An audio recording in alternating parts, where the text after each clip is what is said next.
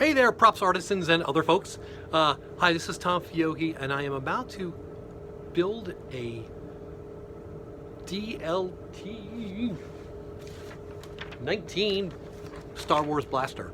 Okay, this is basically, I've got a full-size prop shop here with capacity to do metalworking, woodworking, all sorts of stuff. Creative gizmology, or greeblies, as the George Lucas guys say. But anyway, what I'm going to be trying to do here is basically go step by step through a build of this type of blaster. Okay, it's the really large one there. Okay, first off, whenever I'm going to be building anything props wise, is I have to set the parameters of what it's going to do. For this one, essentially, if it was going to be something, I'm going to be probably using it in cons when I'm dressed up as a Mandalorian. So, and I'm actually going to do 3 of them, because I think I'm going to do the regular one that the stormtroopers use, and I'm going to also do the ones that the death troopers use too, with the extra like light things out of the end, and there's extra plumbing on it and a scope and things like that. So the first thing I have to do is basically is establish the parameters of what it's going to be. What I would like it to be is, it has to, number one, look like the thing. Everybody who's in cosplay in general, especially doing movie things like that, they want it to be as accurate as it can. So that means that it has to have the correct proportions and correct scale. Okay. Second thing is, I would like it to be sturdy, because if it falls over and and cracks and breaks, it would really suck. So that's one of the reasons why, well, one of the reasons why I'm not necessarily doing stuff like 3D printing, is because I like to try and build stuff that's a little bit stronger. So there's that.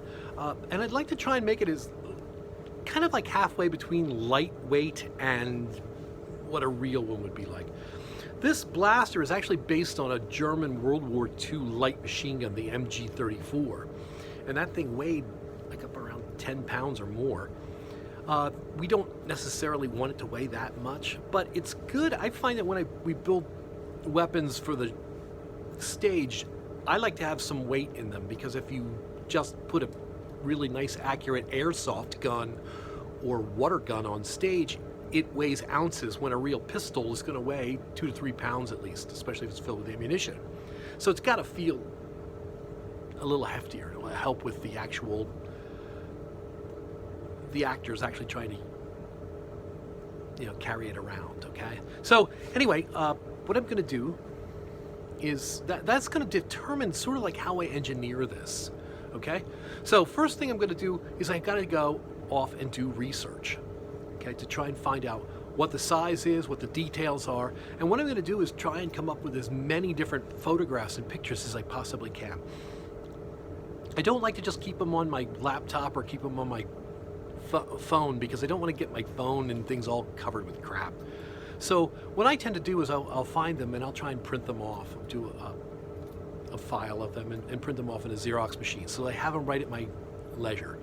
Now you're gonna find that I've got online, there's so much in the way of research for this particular weapon. So between the Star Wars art books and other people building this stuff, there are a lot of plans and things like that, so you can get on and be pretty accurate. One of the problems is that they are not necessarily all accurate, so you have to be able to take a look at it and figure out what's right and what's not. Obviously, pictures of the actual movie guns or pictures of the real live MG-34 German machine gun are going to be very, very accurate. And it'll also give you, usually if you go on military sites, it'll actually tell you the size of them. Actually, the MG-34 is exactly 4 feet long, so it's pretty easy. So I'm going to go and get a whole bunch of research.